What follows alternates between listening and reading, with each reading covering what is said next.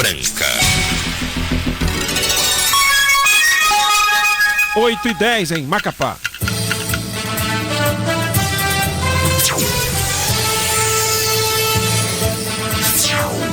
Eleições 2022.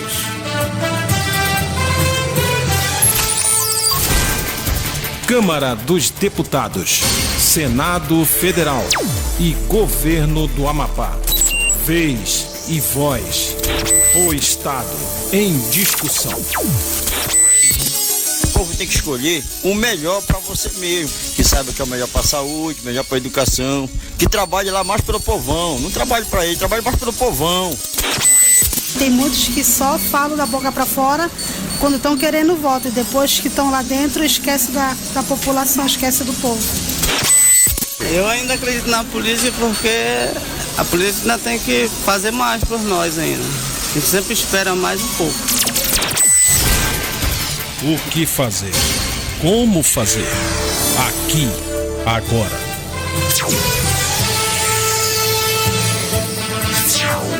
Eleições 2022.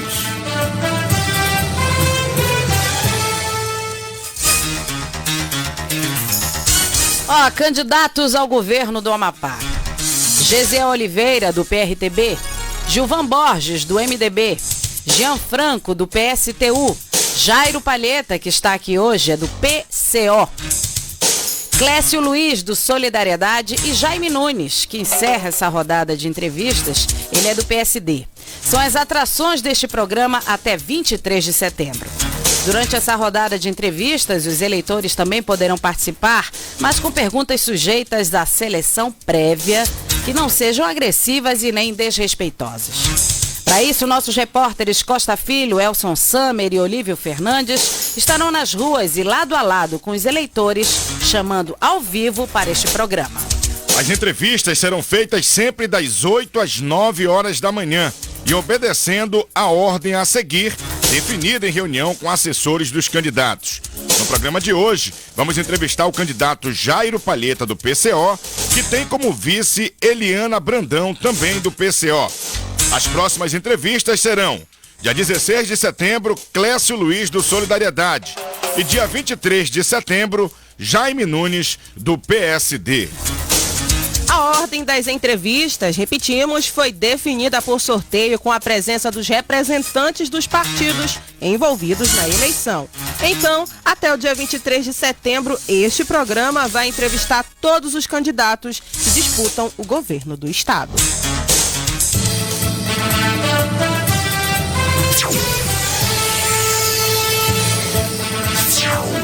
Eleições 2022.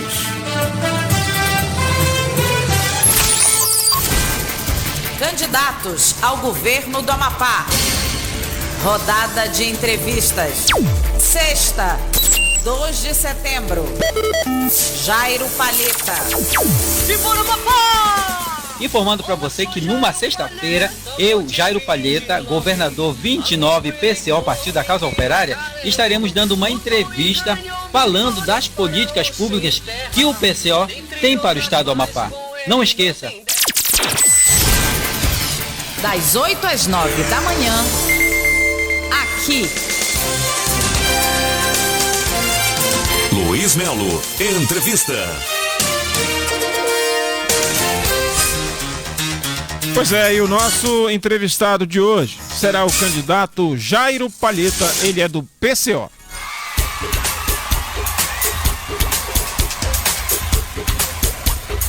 Simbora, Mapá!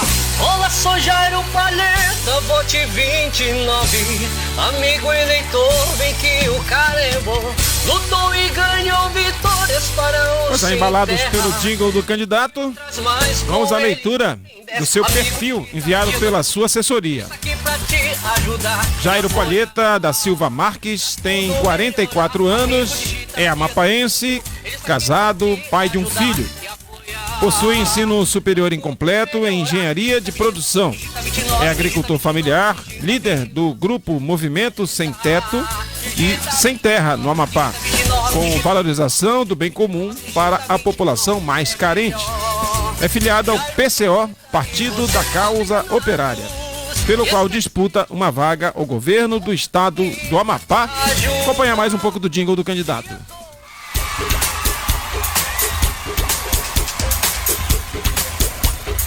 Simbora, Amapá! Olá, sou Jairo Palheta, vote 29. Amigo eleitor, vem que o Carebo lutou e ganhou vitórias para o Sem Terra. Dentre outras mais, o candidato tá aqui, ó. Tá curtindo o jingle, né? Não é o senhor que tá cantando aí, não, né? Não. Jingle animado, hein? E ele falou que, diferentemente de outras campanhas, foi produzido bem no celular mesmo, né? Tudo tá sendo assim. Longe do estúdio. Longe do estúdio. O estúdio, na verdade, foi lá a casa dele lá no interior. Isso. No interior foi isso. Já saiu da roça, que ele trabalha com viu? macaxeira, né? E machixe. Aí ele, num período que tá muito quente de sol, aí ele aproveitou e foi gravar no A celular versão dele. original dessa música, Kleber, é do Gustavo Lima, né? Balada do Gustavo Balada Lima. do Gustavo Lima. Um dos primeiros hits que projetou, inclusive, o Tchê-tchê-rê, tchê-tchê. E a ideia da letra? Foi você que Não, que foi teve? ele que fez Foi tudo, ele baseado mesmo? naquilo que a gente... Como é o nome dele? Ele, inclusive, ele é Elton. Ele é. Qual é o interior dele? É aqui do assentamento Raimundo Almar Ribeiro, que é um produto da luta do Sem Terra, né? O Raimundo Almar Ribeiro. Mas olha, candidato, realmente é um prazer recebê-lo aqui. Queremos agradecer em nome da emissora, em nome da produção do programa, ter aceitado o convite de vir para essa rodada de entrevistas. É muito bom, né, manter esse contato com os eleitores, com os cidadãos e as cidadãs de Macapá, que o programa acaba alcançando. Seja realmente bem-vindo. Obrigado. Pra tudo melhorar, digita 29, digita 29, digita 29. Bom, fala pra gente então como é que... Pera aí. Eleições 2022. Bom, a gente já começa então sabendo do senhor, né? Querendo saber do senhor. Como é que nasce esse projeto de ser governador do estado? O projeto não é ser governador, né? Tá. Pronto aí. O projeto do PCO, na verdade, para o Brasil inteiro, tanto que as nossas propostas, elas são a nível nacional, né? É a mesma proposta que é feita em São Paulo, feita em Macapá, em Sergipe, ou um dos 21 estados que a gente vai estar lançando nossas candidaturas, né? Essas propostas é voltada simplesmente para o interesse da classe trabalhadora, da classe operária, a classe que sustenta todo esse sistema que funciona hoje no planeta inteiro, né? Mais especificamente para o Brasil e aqui para nós, especialmente para o Amapá. Bom, o PCO, o Partido da Causa Operária, ele foi fundado em 1995 por dissidentes da causa operária filiados ao PT, ao Partido dos Trabalhadores. O seu presidente, inclusive, é o jornalista Rui Costa Pimenta. É o Rui Costa Pimenta que nós tínhamos uma análise semanal que ele fazia sobre a questão política do Brasil e do mundo, né?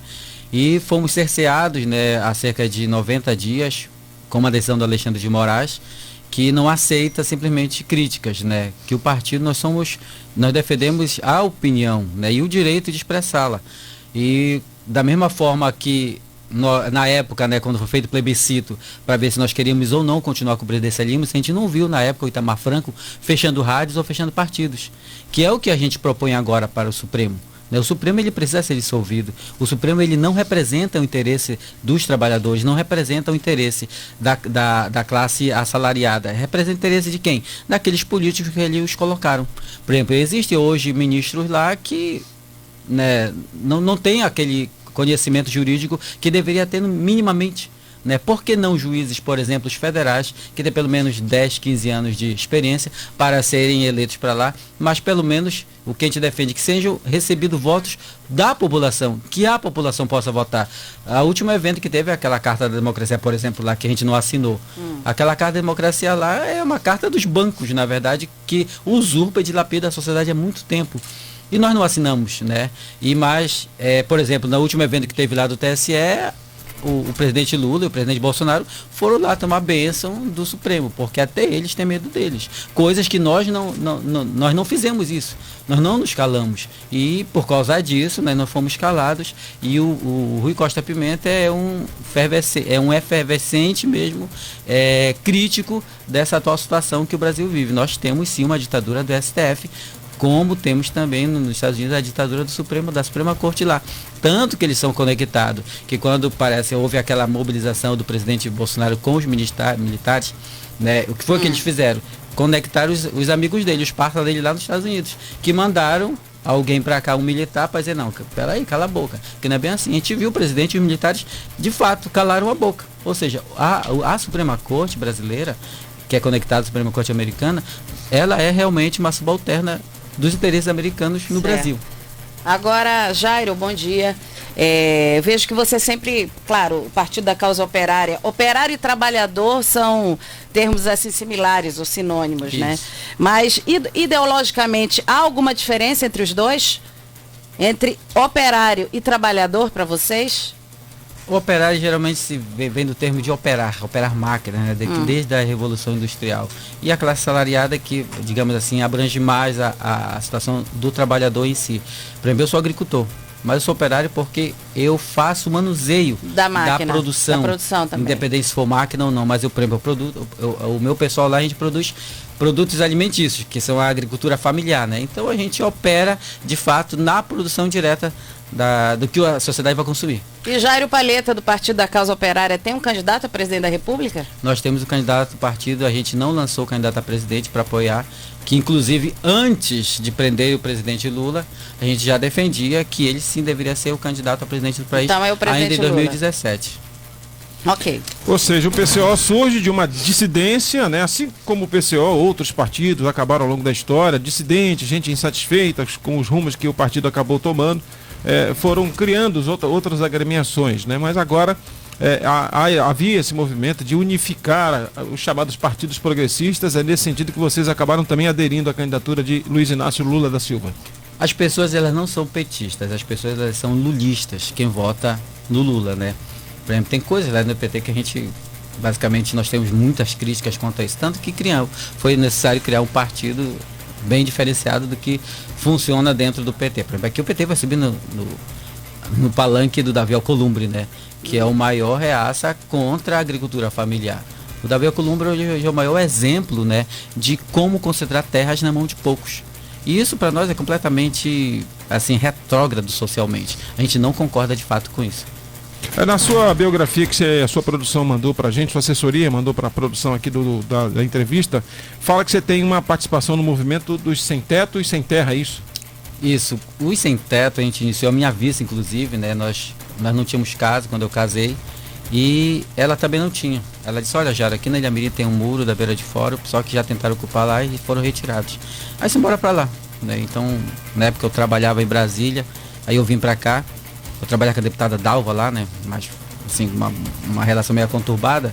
E eu vim embora para Macapá e a gente ocupou a lateral lá na Ilha Mirim, né? E depois que a gente ocupou, o prefeito Roberto Góes tentou tirar a gente lá várias vezes com aquela personagem chamada Bigode, né?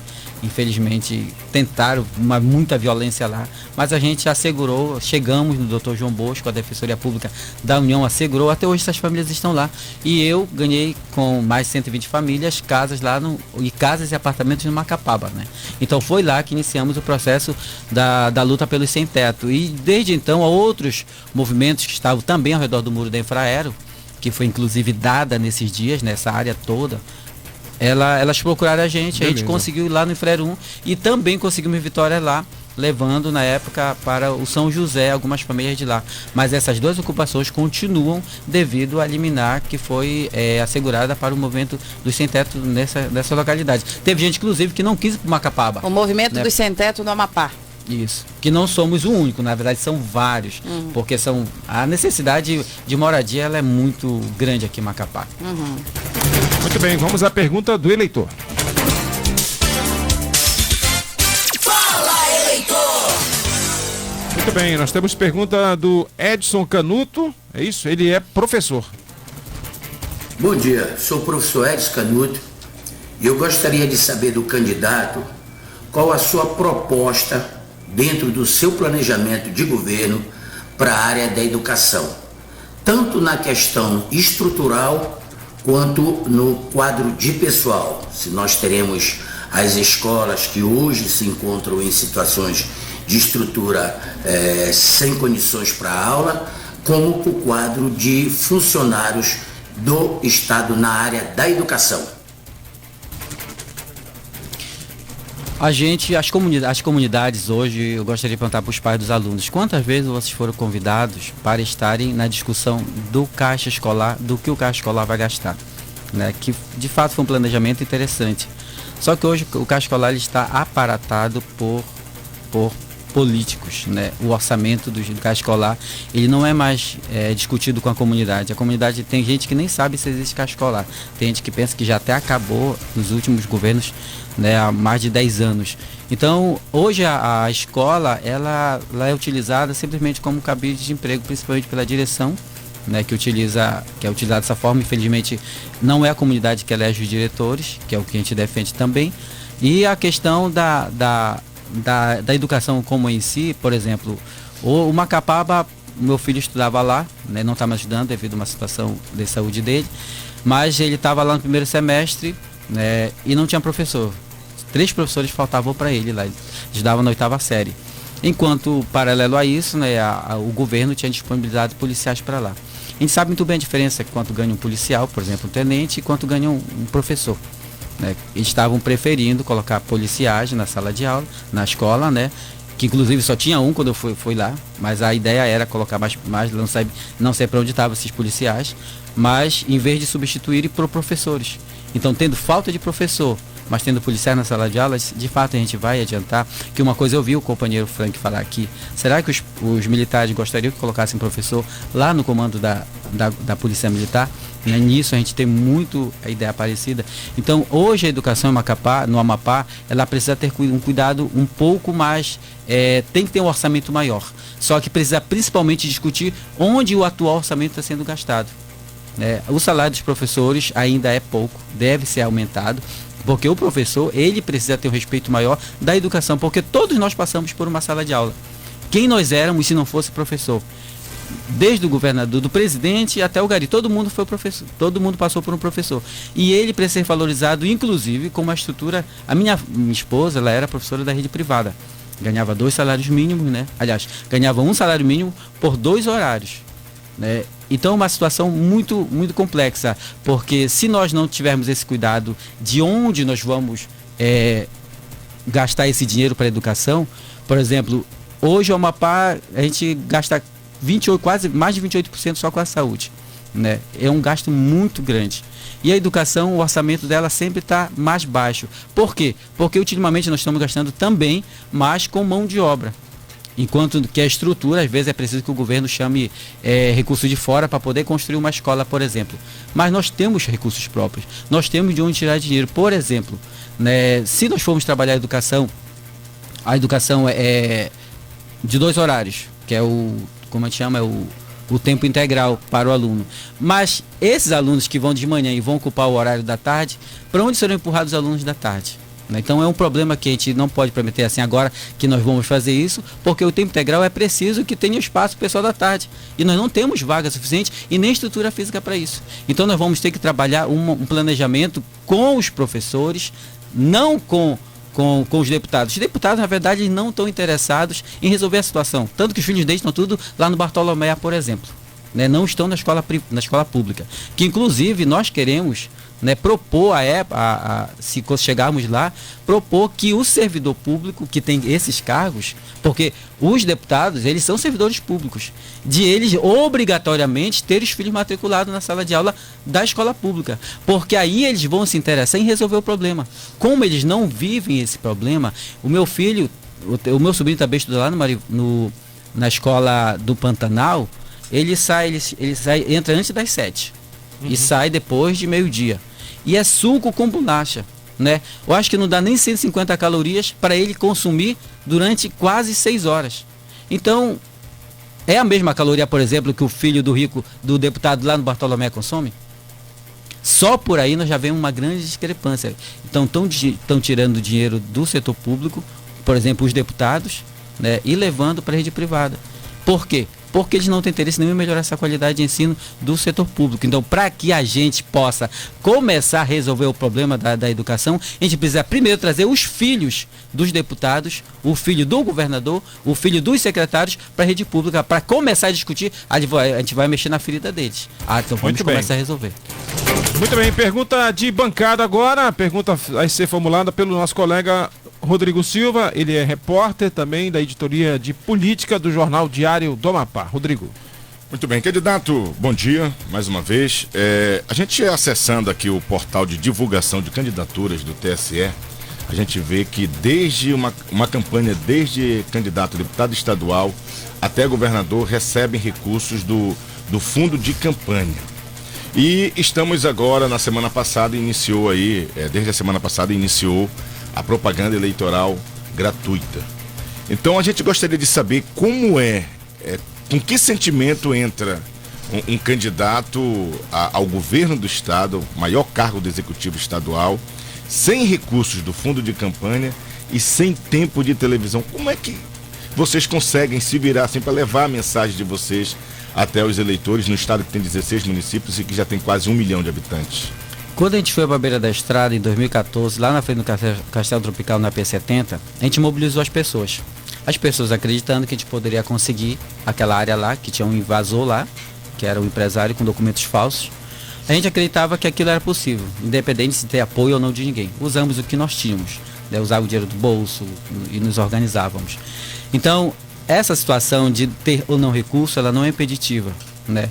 Inclusive, como a gente conseguiu aquela área lá, por causa da mobilização das pessoas, a gente acredita também que agora vai ser da mesma forma. As redes sociais estão aí, elas são grátis, né? Como aconteceu lá em São Paulo, a festa da democracia. Mas de fato, não é a festa da democracia, é a festa dos privilegiados, né? Que recebe, tem candidato hoje no Amapá que recebeu já 3 milhões de reais, não só do fundo partidário, né? Enquanto nós não recebemos nem um centavos ainda. Mas isso é uma prova para você que está ouvindo, eleitor, que é necessário que nós nos mobilizamos, que você converse com o seu vizinho, que você converse com o seu parente, que você ligue, inclusive, para ele. Nós não temos como chegar, por exemplo, no Porto Grande. Tem umas famílias, pelo menos, tem 50 famílias me esperando no Porto Grande, e eu não tenho como chegar lá, né? Já tentei, o pneu do carro que está disponível furou, né? Não conseguimos comprar o pneu, meus irmãos tentando consertar o carro. Então a gente se vira nos 30. Mas isso como fala, tem um hino da harpa que diz assim, que nos piores momentos é quando saíram as melhores músicas. E assim que funciona, porque quando a gente está lá, eu fui pedir voto do povo ali na frente da parada de ônibus, na frente da Caixa Econômica ali da rodoviária da Zona Norte. Daqui a pouco, uma hora dessa, se tiver alguém ouvindo lá, por exemplo, tá um sol quente. E o pessoal tá na fila lá, porque tá para receber o benefício social. Quente pra caramba. Se um de vocês for ficar lá meia hora, vocês não vão aguentar. E naquele momento lá, a gente vai lá pedir o voto. Porque eu também eu uso aquela fila, a minha agência é aquela lá. Então naquele momento a gente consegue perceber que o eleitor ele está totalmente satisfeito. O que está faltando é um direcionamento dessa grande insatisfação que esse eleitor está tendo. E essa insatisfação a gente está tentando trazer, divulgar e fazer com que o coração deles de fato possa sentir assim como uma ânsia de vômito pelo sistema que prioriza quem não está a favor do trabalhador. E a nossa candidatura está a favor do trabalhador. Então, falta de recurso financeiro para nós não é impeditivo. A gente não pode reclamar porque quem fez essa regra foi os partidos que estão ricos lá em cima do dinheiro lá na Câmara Federal. Então o Congresso nunca fez alguma coisa para resolver a vida do trabalhador, sempre foram as ruas. Muito bem, vamos à pergunta do eleitor. Fala, eleitor! Quem vai formular a próxima pergunta é o Jardel Soares, ele é motorista de aplicativo. Fala, Jardel. Me chamo Jardel e gostaria de saber do candidato ou da candidata se eles têm alguma proposta para o trabalhador do dia a dia, como motorista de táxi, de aplicativo, de mototáxi, porque eu trabalho no ramo e gostaria de se você tem alguma proposta para esse trabalhador. É uma proposta muito importante. Estava falando sobre transporte coletivo esses dias, né? eu venho de Macapá, o ônibus não passa lá, aí o pessoal passa da lotação para nos pegar. Aí a gente vem para cá, aí não, eu não posso deixar você na parada do ônibus porque a CETEMAC tá aí, tá querendo fechar o tranco, né? Ou seja, o trabalhador, ele está sendo tratado como bandido. Porque literalmente ele é tratado, sendo que ele está ali para sobreviver. Ele está ali para defender a comida que ele vai levar para o filho dele. Então, atualmente, o transporte coletivo ele precisa ser bem mais democratizado. Por que nós não temos, por exemplo, cooperativas de vans?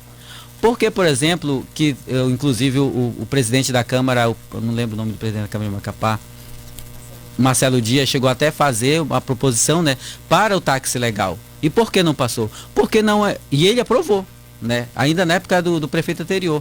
Por que não passou? Porque há um grande conglomerado de interesse político eleitoral que é sustentado pelas essas empresas que aí estão. Então nós precisamos, para democratizar, é preciso mais uma vez. Nós podemos mandar o nosso projeto para a Assembleia Legislativa, que a gente sabe que não vai passar. Mas é necessário nós mobilizarmos esses trabalhadores para eles irem darem pressão, para que esses projetos, depois de nós ouvirmos esses trabalhadores, a gente possa aprovar. Porque eu posso falar aqui um monte de promessas aqui. Mas se a população, de fato, quando for para aprovar os projetos, não vier apoiar o governo, não vier apoiar o governador do PCO, a gente não vai conseguir aprovar. Porque o Congresso em si, mais uma vez falando, eles nunca votaram por conta própria uma ação que vai beneficiar os trabalhadores. Foi necessário começar nas ruas para que o Congresso começasse a discutir. A reforma trabalhista e a reforma previdenciária fizeram o serviço inverso. Vieram precarizar a vida do trabalhador. Que, inclusive, nós defendemos o aumento do salário mínimo real no estado do Amapá para R$ 1.800 já dia 10 de janeiro. E chegar até R$ 7.400 para no final de 2026. Alguém pode dizer, isso como é fantasioso.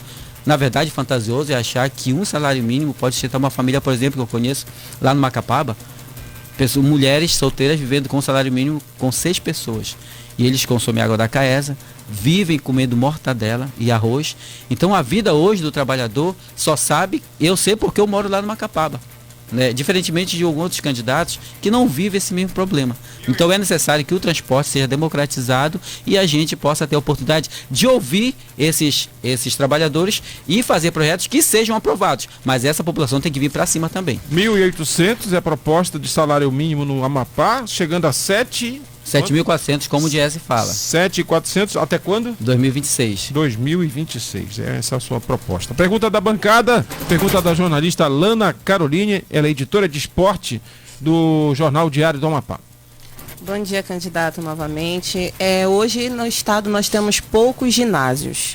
O Avestino Ramos, por exemplo, não foi ainda entregue à população, ainda falta alguns ajustes. E também nós temos o ginásio de Santana, que precisa de alguns reparos. Se você for eleito, você agilizaria esses processos para ser entregue logo esses ginásios, e você teria uma proposta para criar novos ginásios para que possa atrair mais pessoas para vir ao estado participar de vários eventos nacionais e até internacionais?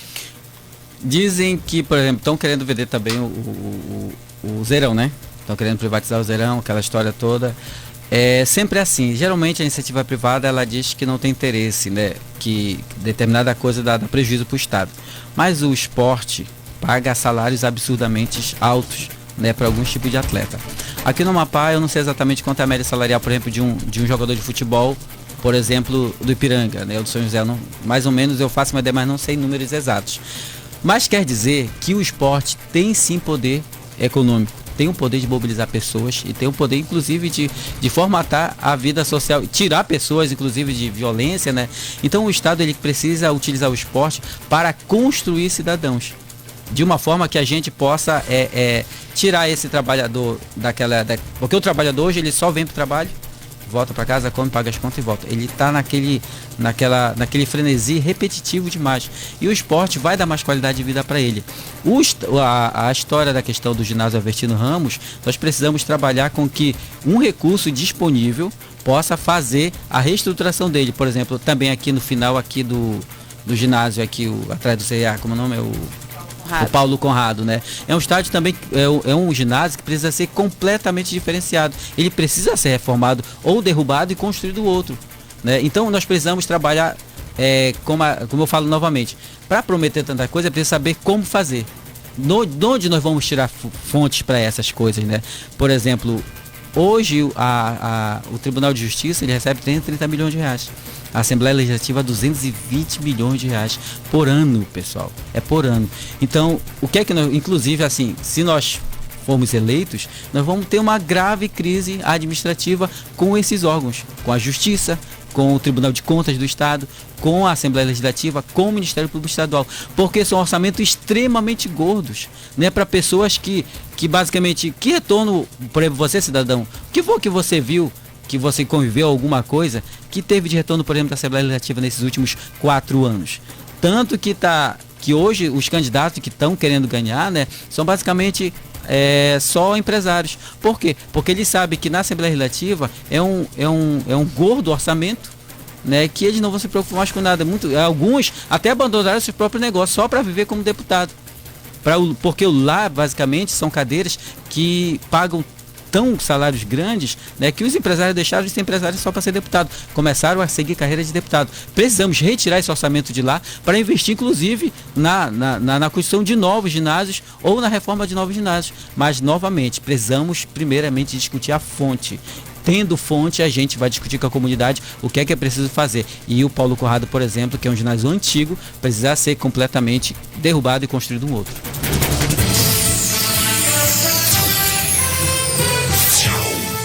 Eleições 2022. Muito bem, 8h41, pergunta agora das ruas com os nossos repórteres. Quem vai trazer pergunta da rua agora, nosso colega Costa Filho. É com você, Costa. Repórteres em rede WhatsApp. Nas ruas e com as ruas, nos ares e nos lares. Repórteres em rede WhatsApp. Não basta só estar nas ruas, tem que estar com as ruas. Costa Filho, olho vivo. Bela, um grande abraço, muito bom dia. Bom dia para você, bom dia aos amigos ligados no programa Luiz Melo Entrevista. Bela, estou na zona norte da cidade, ao que é ao lado do Josivaldo, conhecidíssimo Bola aqui da zona norte. Ele gostaria de formular uma pergunta ao candidato aí no estúdio. Qual a sua pergunta, Bola? Eu quero fazer uma pergunta ao candidato aí. O que ele tem, como eu sou morador aqui da Zona Norte, o que é que ele tem no seu projeto aí para a legalização da área dos bairros aqui da Zona Norte aqui? Na verdade, em Macapá toda, né? Porque a gente viu meio que muitos bairros até hoje se encontram na ilegalidade pela área, né? A situação latifundiária é negativa, né? Isso prejudica muito, principalmente quando a gente precisa do serviço de aplicativo, né? E de endereço, né? Pelos correios. Se confunde muito. Essa questão da terra, né, é um assunto que eu gosto muito de discutir, porque nós temos latifúndio rural e temos latifúndio urbano. Eu moro na Zona Norte, às vezes eu venho de bicicleta com a minha mulher, né, deixar ela, quando ela trabalhava lá, e ali, basicamente, a Zona Norte ela não foi desenhada para pessoas, ela foi desenhada para carros. Nós não temos espaço para bicicleta lá. Mas quando a questão da propriedade urbana, né, em Macapá, quando a gente está no Movimento Sem Teto, a gente foi buscando leis e descobrimos que o Estado, a União, passou para o município de Macapá desde 2006, né, muitas áreas. E o que aconteceu é que desde o Roberto Góes, o município não se preocupou em organizar de fato uma secretaria que possa cuidar disso. Nós precisamos de pelo menos uma secretaria com os 200 no município, né, e de pelo menos com 200 servidores para regularizar de fato toda essa problemática em Macapá. Mais uma questão que é importante frisar sobre a questão da Zona Norte especificamente. Né? O Movimento Sem Teto, quando ele ocupa determinada área, o que é que primeiro chega? Primeiro chega a Polícia Militar para tirar as pessoas de lá, ou a Guarda Municipal, justamente para tratar aqueles trabalhadores rurais, aliás, aqueles trabalhadores lá sem teto, como se fossem bandidos. O que é que a gente defende? Primeiramente, nós precisamos expropriar todos os lotes urbanos de Macapá que estão vazios, que sejam públicos ou não, que estejam em desuso. Por exemplo, lá no Buritis tem uma quadra inteira lá, e lembrando que o Buritis era um bairro para loteamento popular. Tem uma quadra inteira lá, que está murada, e nunca fizeram nada lá. Ouvimos falar que é de um candidato, um ex-deputado federal ou deputado, mas é uma área que precisa ser expropriada urgentemente, porque se a gente não cumprir a lei, né, de bairros populares serem de fato populares, a gente não vai conseguir organizar as pessoas. O que é que a gente precisa fazer? Ao redor de Macapá o que mais se prolifera são conjuntos de luxos, né? São residenciais de luxo com nomes da Europa, com nome dos Estados Unidos, principalmente da Europa. Porque são pessoas que se enxergam acima da sociedade, em cima da classe trabalhadora. É por isso que, infelizmente, esses nomes muito chiques, né? Que é justamente para separar do bairro como Marabaixo, bairro Macapaba, não. Aqui é o Jardim Vênus. Então, isso nós precisamos rever. Por quê? A maioria desses lotes, documentos, são documentos falsificados. E a gente precisa buscar na fonte como essas empresas conseguiram isso. Porque quando o movimento sem teto vai lutar por alguma determinada área, a primeira coisa que chega é uma liminar para tirar os pobres de lá. A primeira coisa é uma liminar para escorraçar. Por exemplo, na Ilha Mirim, quando o Roberto Góes era prefeito, ele passou uma área lá de cerca de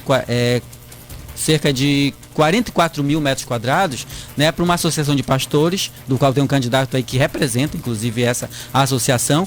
E quando foi num dia, a gente brigando na justiça, o pastor prometeu na época que se as famílias fossem retiradas de lá, elas iriam para um lote de terra. Aliás, para uma casa, pelo menos. E quando nós estava chovendo, meio-dia, quando a gente viu, chegou os tratores lá, com um pastor de uma igreja aí, e com um candidato que é candidato agora. Eles dois chegaram. Né? Nós tínhamos chamado a imprensa na época lá, estava eu, o companheiro, inclusive, estava lá conosco do Ministério Público e a companheira Verusa. Meio-dia as crianças estavam chegando da escola, os tratores derrubando as casas, com fome as crianças do suco com bolacha, né? E algumas lanches da escola nem tinha, e não tinham para onde ir. As crianças começaram a chorar, né? Os pais chorando, as mães chorando. Poxa, cadê a responsabilidade dessas pessoas? Cadê a responsabilidade da prefeitura sobre aquele lote, sobre aquele solo? Porque a prefeitura não cuidou daquelas famílias lá. E a mesma coisa se repete com os prefeitos que vieram. Então, todos o orçamento que vem para administrar o solo de Macapá, o solo de Santana, o solo do Mazagão, principalmente dessa região metropolitana aqui, precisa ser direcionado para resolver esse problema, como o companheiro falou do Zona Norte. Hoje, por exemplo, as pessoas não conseguem fazer um empréstimo no banco para financiar a construção da sua casa, porque é uma irregularidade. O município e nem o Estado, que poderiam trabalhar juntos, não se preocuparam com isso. Mas, mais uma vez, para você aí que está ouvindo, eles não vivem esses problemas. Eles não precisam de financiamento de banco para construir suas casas, porque os ricos pagam à vista. Então é preciso que a gente possa trabalhar essa política em conjunto com o município, principalmente com a comunidade, para resolver e regularizar esses lotes aí de Macapá, que a Prefeitura de Macapá e o Estado perderam o prazo e continuam perdendo o prazo da União.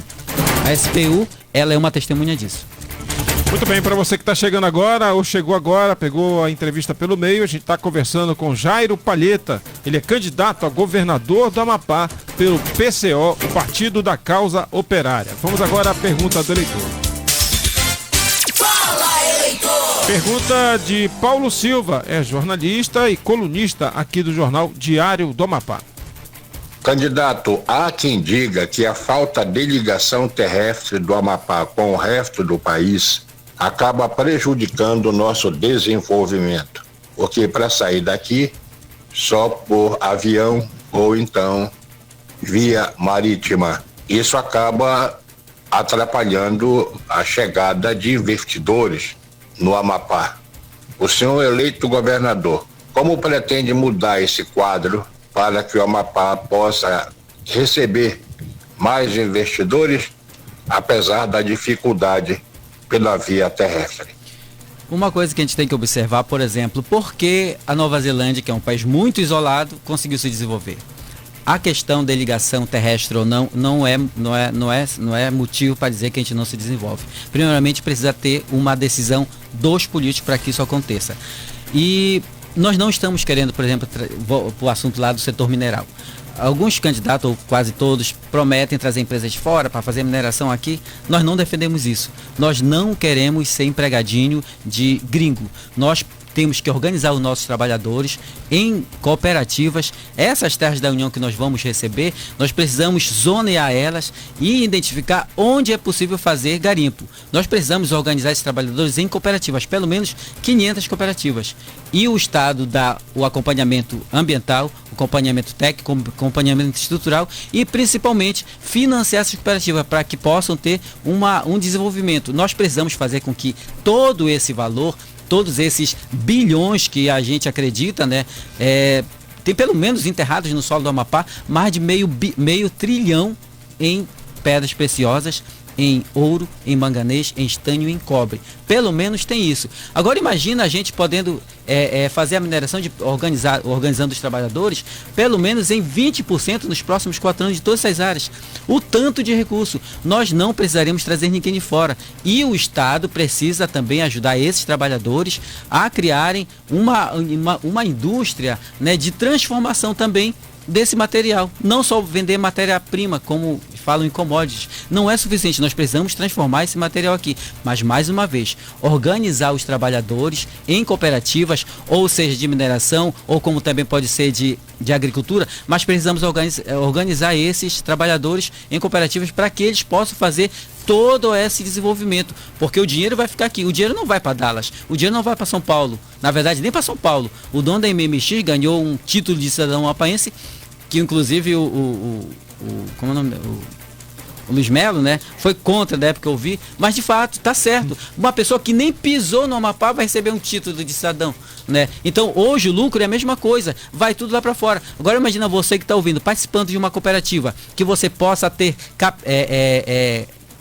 lucro e dividendos direto de tudo que essa empresa cooperada vai fazer de mineração. O dinheiro vai ficar todo aqui, as pessoas vão começar a vir para cá, o Pará vai começar a querer construir pontes para cá, em vez de nós queremos construir daqui para lá. Então isso é necessário, organizar os trabalhadores, mais uma vez, em cooperativas, e substituir esses trabalhadores, e substituir as empresas por esses trabalhadores organizados. Mas mais uma vez, precisamos criar uma secretaria de desenvolvimento mineral específica, com orçamento para trabalhar essa mineração do Amapá, porque nós temos engenheiros, temos pessoas com responsabilidade e temos pessoas com conhecimento mineral. Inclusive o garimpo ali do Lourenço está aquela bagunça lá porque o Estado é faltoso, o Estado do Amapá e nem a União existem naquele lugar. É por isso que gera violência e toda aquela problemática social. Muito bem, pergunta de bancada, pergunta da jornalista Zilana Mello, ela é diretora de jornalismo do Sistema Diário. Bom dia, candidato, novamente. Qual o seu plano, Jairo, para o servidor público estadual, caso o senhor venha a ser eleito governador do Amapá? O PCO, a gente defende o Banco Único Estatal, né? Mas eu sou candidato aqui a governo do Estado, não sou candidato a presidente. E a gente defende, por exemplo, quanto é a folha de pagamento, né, por mês? Quanto a folha de pagamento deixa para os bancos? Bradesco, Itaú, Santander, Banco do Brasil e a Caixa Econômica. E o BASA também, né? Ou seja, nós temos uma fonte natural de recursos que está sendo desprezada, simplesmente desprezada. O Banco do Estado do Amapá, quando ele foi extinguido, ele, na verdade, não sei exatamente o que era que o Gilvan Borges, na época, pensava, e não sei que também que o governador Capi pensava. Simplesmente entregaram, já estão levando, a crise já está levando, deixou levar, a maré levar. Não tiveram coragem de segurar o barco com as cordas. Nós precisamos urgente criar um banco estatal amapaense para fazer a gestão dessas folhas de pagamento. A primeira coisa que a gente percebe, né, quase todo mundo tem servidor público na família, né? Eu tenho, acho que, deixa eu ver, só entre meus irmãos tem uns 4, eu acho. Claro. Né, entre servidor público e empregado estatal, que meu irmão trabalha no Correio. Então a folha de pagamento do Estado, só do Estado, por exemplo, ela é uma fonte natural de recursos, que precisa ser organizada e, inclusive, pode resolver a vida desse trabalhador. A ideia nossa é que nós possamos criar um banco estatal, disponibilizar a conta do servidor nesse banco e comprar todas as dívidas desse servidor para o banco. Porque hoje quem está comprando as dívidas do servidor é o banco privado, que está levando todos esses dividendos. Quando nós tivermos esse recurso e o banco vai poder captar os lucros, né, claro, para o Estado, que nós temos que definir para onde vai esses lucros, porque não adianta só uma empresa estatal ter seus lucros, né, e não distribuir para os pobres, como está acontecendo com a Petrobras. Foi ventilada numa reunião que nós tivemos com os trabalhadores, né, por que não se cria esse banco para financiar, né, um instituto de tratamento de câncer no Amapá? Porque nós não temos. O TFD é muito caro, né? E por que nós não, já que nós temos essa fonte natural de recursos, que é a folha de pagamento, por que a gente não utiliza o banco? Cria um banco, administra a folha de pagamento desses trabalhadores, compra a dívida de todos esses trabalhadores que eles têm por aí, limpa o nome de todo mundo que vão novamente consumir, né? E fazer com que esse servidor público financie com o salário dele um instituto de combate ao câncer. Mas é preciso que o trabalhador, mais uma vez, possa acreditar que a gente pode tirar todos, para vocês terem uma ideia, no mínimo, porque os bancos não vão passar esses dados para a gente, né? Mas pelo menos os bancos estão levando por mês 5 milhões de reais só da folha de pagamento do Estado, entre dívidas e tarifas. Muito bem. Pergunta de candidato para candidato. O candidato Gianfranco, que foi o nosso último entrevistado, agora pergunta para o candidato Jairo Palheta. Candidato Jairo Palheta, o estado do Amapá encontra-se no mapa da fome. 13,2% da população, de acordo com o IBGE, passa por insuficiência alimentar grave, ou seja, passa fome mesmo. Os setores de atividade econômica, em especial o setor primário, que atende o setor, a agricultura, a pecuária e o extrativismo, não consegue atender às necessidades da população local. Quais são as suas propostas para combater a fome e o desemprego no estado do Amapá?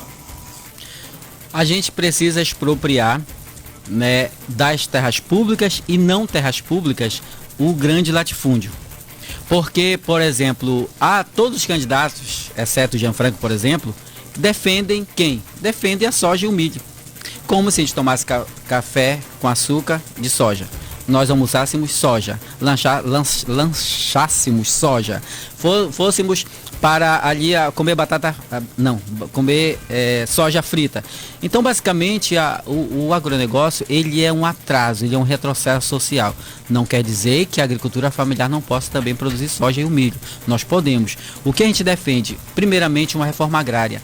A reforma agrária é diferentemente da reforma agrícola. Hoje, o Brasil, de fato, produz muitos alimentos. Só que esse alimento está sendo direcionado para fora. Por quê? Nós aqui, algum de vocês ganham em euro, ganham em dólar, ninguém. Mas por que eles querem dolarizar a economia? Porque há uma facilidade para que esse empresário prefira vender lá para fora. Porque ele visa 100% o lucro. O trabalhador alemão, que ganha cerca de 10 mil euros por mês, quase 60 mil reais, ele pode pagar 250 reais no quilo de uma picanha. Mas algum de vocês pode comer toda semana, por exemplo, uma picanha nesse valor? A gente não tem condição. Então o que é que a gente precisa fazer? Com essa política do Estado do Amapá recebendo muitas terras, além das terras que o Amapá vai receber, a gente pode direcionar 1 milhão de hectares para a reforma agrária. Não só das terras da União, mas as terras agricultáveis, que inclusive estão nas mãos de pessoas que não fazem nada. Precisamos expropriar essas áreas e distribuir. A partir do momento que a gente vai distribuir, a gente vai primeiramente resolver o problema daquela família: alimentar, moradia e emprego. Pelo menos um lote de terra, a gente vai gerar pelo menos 1,2 emprego ali. Porque geralmente alguma pessoa mora sozinha, né? Mas aquilo é um dado pelo movimento do Sem Terra, que a gente já tem mais ou menos esses dados.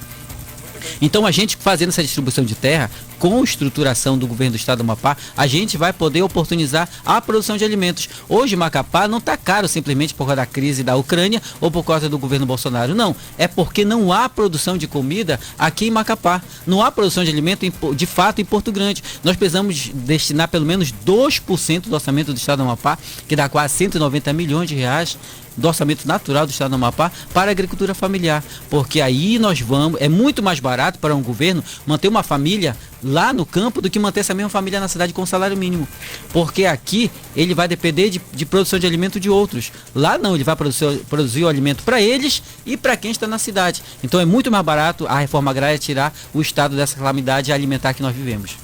Muito bem, pergunta das ruas com os nossos repórteres.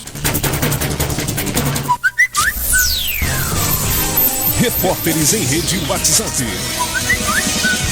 Nas ruas e com as ruas, nos ares e nos lares. Repórteres em Rede WhatsApp. Não basta só estar nas ruas, tem que estar com as ruas. Olívio Fernandes. Olívio Fernandes. Eu tô aqui com a Meire, aqui do bairro Marabaixo, que vai fazer uma pergunta pro candidato no estúdio. Meire. Bom dia. Eu queria perguntar para o candidato que, além de que nós estamos aqui nessa espera de ônibus que virou uma rotina para a gente, qual é o projeto que ele tem para acabar com essas filas dos hospitais, para se fazer um exame, para se fazer uma ressonância magnética, que temos que esperar 1 ano. Eu queria saber o que é que ele tem para nos oferecer. Eu tive um problema grave na minha família, né? Meu filho começou a apresentar um problema de maio para cá. Eu precisei de orçamento de exames do HK. Eu fui lá, marquei. O que hoje o Superfácil existe, na verdade, ele colocou para baixo do pano a fila do HK. Em vez de ficar lá na frente do hospital, colocaram a fila de forma discreta e as pessoas não veem o caos que é a saúde pública. E depois de 40 dias, o HK me ligou perguntando se eu ainda queria remarcar, se eu queria continuar na fila esperando o procedimento da tomografia para o meu filho, né? E eu já tinha conseguido porque meus irmãos, meus parentes, meus amigos me ajudaram. Mas nesse processo de busca, né, de toda essa documentação, de todos esses exames, que foram cerca de 20 exames, eu conheci pessoas que não tinham com quem contar. Tem pessoas, por exemplo, que estão morrendo simplesmente por falta de exame. O que é que a gente precisa fazer? Nós precisamos trazer de volta a fila física para o Hospital das Clínicas. Porque quando tiraram de lá, foi uma forma de esconder o problema. E o HK precisa ter uma clínica específica para isso. Porque, por exemplo, hoje, o Hospital das Clínicas e a própria Prefeitura de Macapá não tem uma clínica, de fato, que seja desenvolvida e possa atender a demanda da comunidade. Porque quem está fazendo a gestão hoje do Estado e da Prefeitura de Macapá são pessoas que têm empresas, são donos de clínicas. Você acha que esses políticos vão querer resolver, vão deixar uma clínica pública super completa, sem você esperar qualquer tipo de fila, que vai concorrer diretamente e quebrar as clínicas privadas? Eles não vão fazer isso. Você precisa compreender que um médico que tem dinheiro, que tem uma clínica privada, vai querer resolver e fazer com que a clínica pública funcione 100%, atendendo 100% a demanda. Eles não vão fazer isso. É preciso que você coloque um trabalhador lá que vive os mesmos problemas que você vive.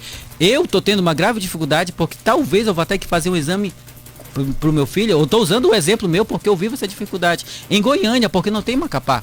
Eu estou esperando o médico na próxima exame que nós vamos fazer, próxima consulta com o doutor lá.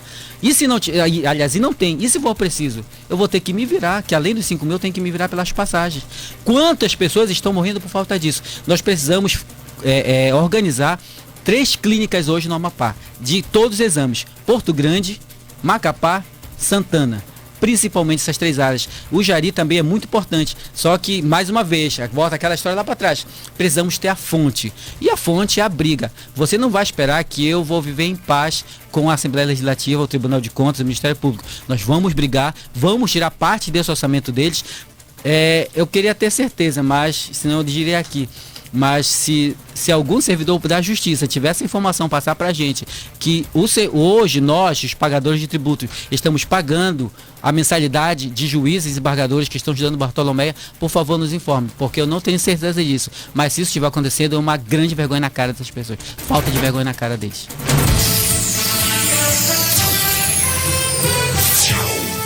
Eleições 2022. Muito bem, esse é Jairo Palheta da Silva Marques, tem 44 anos, amapaense, casado, pai de um filho, possui ensino superior incompleto em engenharia de produção, é agricultor familiar, líder de um grupo do movimento Sem Terra e Sem Teto no Amapá, com valorização do bem comum para a população mais carente, afiliado ao PCO, Partido da Causa Operária, pelo qual disputa uma vaga ao governo do estado do Amapá. Candidato Jairo Palheta, muito obrigado por ter aceitado vir para Sabatina, como a gente convencionou chamar aqui no programa Luiz Melo Entrevista. Boa sorte. Obrigado, para você que ouviu, estando no Pará, no Amapá, o Amapá é o estado irmão nosso, na verdade é o pai do Amapá, né? A Belém é a nossa capital mãe, e nós temos inclusive trabalhar essa nossa cultura, porque ver o peso em Belém, o Pepe Socorro em Macapá. Também temos que estruturar o Pepe Socorro, porque ali nós temos um grande centro cultural de comidas diferenciadas, né? Quero agradecer a você que ouviu, até agora teve a paciência de ouvir nossas propostas, mas peço mais uma vez o voto. Vote 29, candidato a governador do Amapá.